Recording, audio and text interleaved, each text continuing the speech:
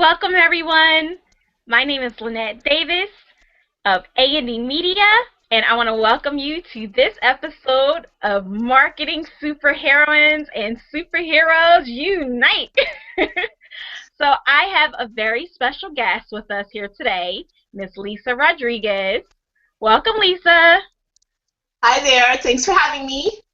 Thank you for coming. Well, I would say coming in, but yeah, it's like you can jump through the camera, like, yeah, here For being I am. present. That's what we're going to say. Yes, thank you for being present. Awesome. So I am just going to jump right on in. So, Lisa, tell us a little bit about yourself and how you serve the world with your unique superpowers. Okay. I am the founder of Next Level Consulting and Virtual Assistants. My company basically provides virtual business support to online entrepreneurs, consultants, coaches, speakers, authors. And then in addition, we do WordPress website design and social media marketing, as you know. In terms of my unique selling power or sales position or whatever you want to call it, superpower, I think I have the ability to have just a conversation with someone who's struggling in their business, and I can help them to actually zero in on revenue streams that they haven't even thought of kind of developing, if you will. So that's my superpower. We can sit and have a conversation about your business, and I can take an ebook and turn it into an online course or into a membership website, if you will. That's why people hire me. Awesome, awesome. And that's definitely a great gift to have because content is king, as they say. So to be able to leverage your business by essentially repurposing your content for these different kind of platforms, that's definitely a very useful gift to have in this marketplace for sure. Right. You're right. Content is key, and I think so many people get overwhelmed by the idea of content in general. I mean, from a social media perspective, a lot of my clients, one of the biggest blocks, if you will, is that they're afraid, A, to connect with people, which I don't quite understand, but, I guess introverts, they're not really familiar with how to network and how to kind of put themselves out there, which you do have to do on a certain level. There's a certain level of transparency that you do need to have to be effective with social media marketing. But I think the other aspect, too, is that they think they almost have to come up with something unique, that's going to set them apart with every single venture. So for revenue, from a revenue perspective, they're thinking that it has to be something that's built from scratch, that when we actually go in and we take a look at what they're doing in their business from either a coaching or speaking perspective, it's really easy to take what they already have in place and just kind of mix it up a little bit and put a little window dressing on it and help them to create another product that they hadn't even considered before. Interesting. And you brought up something very important about tying this in for introverts. And actually, I throw people off, but I am actually an introvert, which you already know that. But I'm just kind of putting it out there again. I am an introvert. So I found it very curious that you kind of brought that in because you would think introverts would, of all the people, would feel more comfortable networking online because for the most part we're hiding behind our computer screen. Every once in a while we get in front of this camera, but we're talking to a camera. Exactly. So, how does one begin that process or deciding what kind of content? Because the thing is, there's so much content, and you're kind of giving us permission to go, woohoo, we don't have to create all this content from scratch. So how do we choose what kind of content to do this repurposing for, and how do we go about that for social media? Well, I think a lot of it has to do with knowing your audience. I tell people all the time or I tell clients all the time, excuse me, that what they really need to do is ask questions. Don't spend a ton of time creating a product or a service, or even an ebook, if you will, until you've really asked your audience what it is that they need. You've probably heard the term, you're supposed to be offering solutions, and those solutions should be based on what your client needs are, not what you think your client needs are. So the first step in the process is to actually put it out there. Ask some questions. When I'm considering developing a new service for my own company, the very first thing I do is I ask people, what are you struggling with the most in your business? Is it that you don't have time for blogging? And so right away my mind starts thinking, okay, templates, a service where we can blog for you. Is social media a daunting task because you are introverted and you don't have a comfort level with your own voice, if you will? We can help them to kind of structure their online persona and give them that platform, so that they have a comfort level with actually putting themselves out there. So there's a lot of different ways that you can go about it. Awesome, awesome.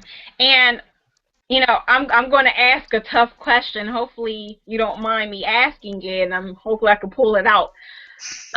Because I know, just from experience and checking out groups, different various social media groups, I know people will go in the groups and they'll ask a question. And sometimes some of those questions get answered, and sometimes that poor question gets pushed down to the bottom of the feed. So, what's another suggestion for those who they are asking people for feedback and they're just not receiving that engagement? And I think that's a big piece of this whole content repurposing and putting it into different platforms. People are looking for that engagement to figure out how, what service to deliver or what product to create. Well, I think the first step, so that you, especially for introverts, because this is going to be warm list. You've heard that term. So my first step is to go out to my existing client base. Okay, so these are people that you already have a relationship with, and you can very easily put together a 2-minute survey, like in a Google form or something like that, and ask them, give me 5 minutes. Could you complete this survey and let me know what's going on with you, etc. And then the other thing that I also do is I tell them, put this out to your network, because a lot of my business is referral based. So the idea is doing that will kind of kill two birds with one stone. It increases the visibility for your business. It might connect you with somebody that you don't know already, and it also gets you feedback from somebody that you're not currently working with. In terms of putting things out on social media and not getting a response, lots of times that just means that you're not asking in the right place. You've got to learn where to play, what kind of pond to play in, and that's something that kind of evolves over time. I know that there are certain Facebook groups that I've kind of stepped away from because the level of engagement was not what I expected it to be. Yes, it's a little bit hit and miss in the very beginning, but you'll quickly drill it down. And another great place, I think it's all about community, and it's also numbers driven. I get an enormous response to questions, like Q&A type of situations, from Google Plus communities that I've joined for virtual professionals, for WordPress website developers. I find that Google Plus's communities are a lot more responsive than some of the groups that I'm on Facebook, believe it or not, which surprised me. So that's a thought there. Very interesting. And you know what? You said something in particular that stuck out to me. You found that you got the feedback a lot from people on Google, but I recognize that the kind of people that you were mentioning, especially since we're in similar fields, they were from groups that were more or less colleagues rather than direct clientele, because you were saying that you were getting the feedback from other developers, other virtual business professionals. And I think that's kind of key, because sometimes Yes. people overlook, they'll go, that's competition, not realizing, if you go in with that kind of mindset, So can I just say one thing? There is no competition, okay? That is a scarcity mindset that I have to, it annoys me. You know, I really feel like if you present yourself as a professional and you do what you say and you say what you do, you are not going to have an issue finding clients. You know, you get one, you take really good care of them, and they will refer you. You know, have a referral program in place. I just don't get that whole, you know, I don't want to collaborate with somebody because they're, you know, their competition. I mean, you do social media marketing and so do I, but here we are on a video sharing thoughts and ideas. I don't view you as competition. I view you as a colleague who could potentially add value to my business. And I think that more entrepreneurs need to make that shift. absolutely. And in all actuality, everyone, Lisa at one point in time was my business coach. So so that even, that takes it even further. She was even willing to kind of coach me in the things that she has learned. And I think sometimes that's the best coaches. And that's definitely coming from an abundance mindset, because when you're in that position where you're like, I have these things and I can give back, that says a lot about your character, in my opinion. I think so. I think we all need to kind of reach back. You know, we need to, especially women. Oh, goodness, women can be really catty and, what's mine is mine and all this other drama. We need to create less drama and we need to reach back. And when I say reach back, I mean, look back. You know, you've kind of achieved a level of success. Look back at somebody who maybe hasn't quite gotten there yet, and help them. It doesn't cost you anything. I mean, it's a little bit of time. I mean, you and I had our whole coaching relationship. I enjoyed our phone calls, and I'll be honest with you, sometimes you and I would be talking and brainstorming, and it would kind of let my mind travel into another space that would help me to think about new and improved ways that I could even provide services to my own existing clients. So you never know what you're going to get, when you put yourself in a position that you can be of service to somebody else and not expect anything in return. Awesome. And you know what? I think this ties back into, what you were saying about repurposing content, because I believe that we can take this same situation with content marketing and apply that to how we utilize social media, Yes, being able to give back via that, and sharing that content with that type of mindset. absolutely, absolutely. Awesome. So, what's neat is, because you run a social media management, well, part of your company does social media management. Right. I am sure you know about a whole bunch of goodies to help people to Yes, help I do. people do a better job at what we just said, taking that concept, applying it to the way you present your content, and where you share your content, that you can get feedback. I was stuttering like crazy. Because you're so excited. I'm like, and then, yeah.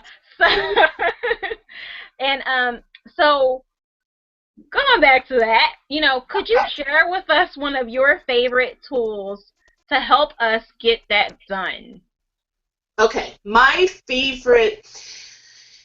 Well, I have two that I'd like to suggest for different reasons. Okay, my absolute favorite when you're in front of your computer, looking to manage social media for your business or for clients, because this tool actually is very effective in both of those situations, is Sprout Social. Um, Sprout Social sets itself apart from a lot of the other social media marketing dashboards that are out there in a couple of ways. One of them is their reporting, okay, which is very comprehensive. At this point, I believe they only offer detailed reporting for Twitter, Facebook, and your Google Analytics, but the reports are they're just off the charts. You know, you can sit with a client with those two reports and literally drill down, you know, where their level of engagement is, you know, what's trending for them in terms of Twitter, who their influencers are within the Twitter community and Facebook, you know, how their Facebook ads are doing, and everything. It's just this one snapshot. And what I love about it, I mean, I find it's really affordable. It's, and I'm going to give you the price, it's $99 a month, but that includes up to 50 different social media profiles. And you can put, I mean, Facebook, Twitter, LinkedIn, I'm waiting for Pinterest because then it's just going to be on like Donkey Kong. But, you know, you've got Pinterest and LinkedIn and then Google Analytics, so you can have all of your traffic stats, everything in front of you. It's also has a built-in CRM. So let's just say, for instance, just really quickly, because I don't want to take up too much of your time, but you're on Twitter and you're looking at your Twitter feed. You can actually drill down. I mean, you can do this with the app as well, but it will tell you who's talking about you so that you can click on that person and actually start a conversation, raising your level of engagement. But then in addition to that, when you're done kind of going back and forth with that person in the moment, you can click on their profile and it brings up a separate screen for you where you can put in details about your call, you can assign follow-up tasks to other team members, you can, you know, put a reminder in, you can update their email, their phone number, like whatever's taken place. So I love that because everything is all in one place for you. And their reporting is unlimited. You know, I know a lot of people like Hootsuite. I don't have a problem with Hootsuite. I just find that the dashboard is just not user-friendly for me. I'm very kind of ADD, and it's just a little bit too busy. Sprouts is very drilled down, very clean, and very, very intuitive. So that's Sprout Social. The other, now that's desktop, you know, iPad, whatever. If you're going to be using something on the go, my app of choice for my tablet and for my phone is Buffer. Buffer allows you to, it's free, which is really cool, or you can pay $10 a month for the awesome package, which allows unlimited scheduling, and I just love it because from my phone I can manage Twitter, my Facebook business page, my Google business page, my LinkedIn profile, and my LinkedIn company page, all from my phone. They provide what they call suggestions for content based on your social media patterns. So I can actually go in, pick a feed for Twitter, and every single day they give you 25 different suggestions for content that you can add to your Twitter feed with a click. Okay. Wow. Yeah, I get very excited. So, you know, so I could be anywhere on the line at the bank, in this grocery store, you know, wherever I find myself downtime, I pick up my phone and I can go right in. They provide, if you upgrade to the business account, you'll also get some very basic analytics, which are helpful. You can also link various feeds, like I have Entrepreneur Magazine's feeds, Mashable's feed, and that allows me to then go in and see what their latest articles are. Oh, this is good for Twitter. Click, done. This is great for LinkedIn. Click, done. And you can even add your own blog feed. So as you're posting new blog content, it's very easy to go in and syndicate it across all of your channels at different times. You can set up a specific schedule. So my Twitter, I have 39,000 followers on Twitter, so that's my channel of choice, if you will. So I tweet a lot. So I have a very kind of comprehensive tweeting schedule. So I've got to keep that queue kind of filled up. But you can also schedule content. So if I want things to go out at 9, at 4, and at 10, you have the ability to do that too. So, I mean, again, it's Buffer. I believe it's buffer.app or bufferapp.com is the URL. They're amazing. They've got great customer service. setting up the app is easy peasy, and it's a great way to kind of manage your social media, not just for you, but for your clients on the go. Yeah. And it is bufferapp.com. There you go. I had to look it up. I was like, oh, wait, yeah. Awesome. Those are some excellent tools. So I'm like, I have you here, and I think if there was anybody to ask this question, you're definitely the perfect person for me Oh, to Lord. Okay. Let me speak back. You know, the thing is, we have all these amazing tools, and people who are do-it-yourself, but even if you're not a do-it-yourself, there's people like you and I who do it for other people. We have all these amazing tools, and I, I, sometimes I think, not think,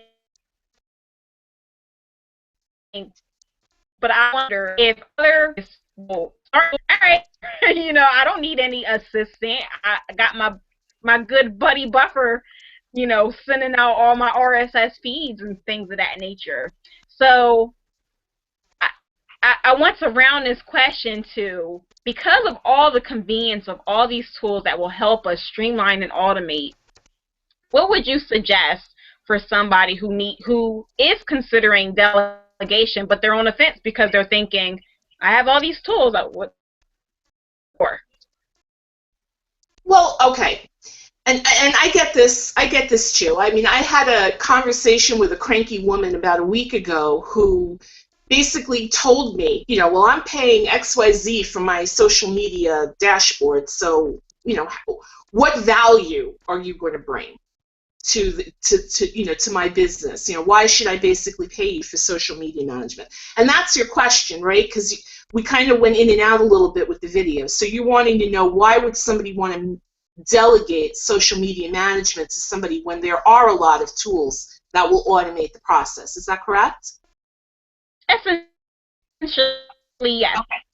Okay. So, I mean, you've got to look at it from the perspective of, okay, yeah, there are the DIYers, and trust me, I was one of them. You know, when I started out my business, I didn't know a lot about anything, and I'm self-taught with a lot of the existing skills that I have, from WordPress to CSS, etc.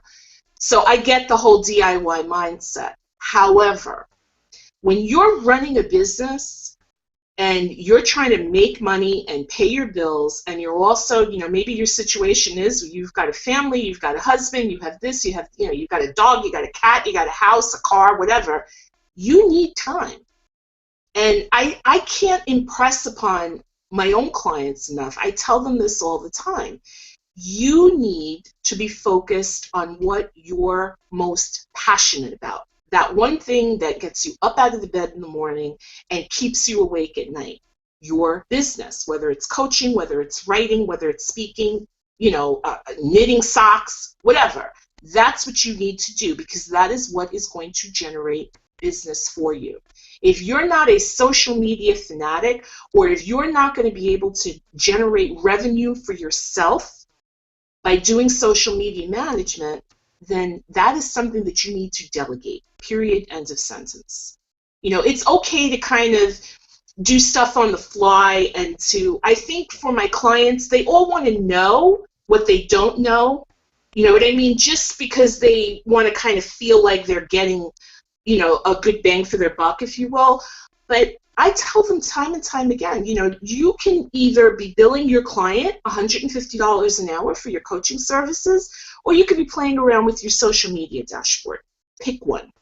You know, and when they look at it from that kind of perspective, that's why they need to hire a social media manager, because it will become overwhelming for them. And it's a time suck. I mean, I have an egg timer. When I get on Facebook, I have to set the timer, because we can, you know, you can just start clicking around and talking to people, and it's all fun, and it is a part of, you know, having a presence on a social media channel. But you can also waste a tremendous amount of time doing that. You know, and I also have a level of expertise that it would take them years to attain. Why not pay me for my expertise, take that off of your plate, and you move on to what you know and do best. That, and I hope I answered your question and I didn't just kind of go off on a tangent. No, that was awesome. Now, obviously, we we could all kind of answer that different, but I was like, I have to ask her this because you're definitely the perfect person to answer this, and I think our viewers could definitely appreciate that because some of them, especially if they're new to it and they're like, I don't want to let go of my baby. They Oh need yeah. to kind of know, and to me, the taking is, and it's so hard to scale. People usually talk about, well, just raise all your price part of it, but in the end, you're still limited to only, you know, the old phrase for a dentist was, if you're not drilling, you're not billing. Right. Well, there you go. There you go. And I tell people, if it's not your passion, it's not your job. Do you want to have a professional person who has spent years of their own time training and reading the books and attending the seminars and really learning from social media marketing influencers? Or do you want to sit with a social media for dummies book and try to figure it out on your own, wasting countless number of hours? I mean, you can go that route, but think about the money that you'll have lost because you're not focused on revenue producing tasks. It's a no-brainer. Excellent. And, I am just like, jotting, and I did this every time towards the end. I'm like, all right, oh man, we gotta go. It's lunchtime. Wow, that was quick. I know, it goes so fast, but I have to be respectful of your time as well as those who are watching because they're like, all right, I'm not trying to watch this thing for 5 hours. Especially if there's somebody that's not named Cookie in it. Actually, I don't watch that show, but everybody's talking about somebody named Cookie right now. So. You don't watch that show? Oh my goodness. I don't have a TV, actually. What? Okay, no, that's a conversation for another time.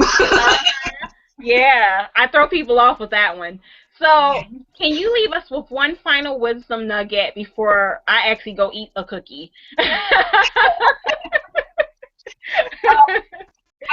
Honestly, I think that people just need to recognize that, the same way professional athletes need a coach, when you're trying to build a business, whether you want it to be this whole empire or whether you want to just keep it small and keep it simple, you need help. You're never really going to have the measure of success that you could achieve if you hire a team of professionals who can then take their expertise and bring it to the table for you to leverage. So don't be afraid about having a conversation with a virtual professional, a social media marketing expert, or anybody else that will help you take your business to the next level. Awesome. And I'm like, no pun intended, but I love how it kind of went into exactly. Now I'm like, I see where that name came from. Awesome. Awesome. So again, Lisa, thank you so much for your time. No worries. And everyone, thank you so much for tuning in. Until the next time, take care.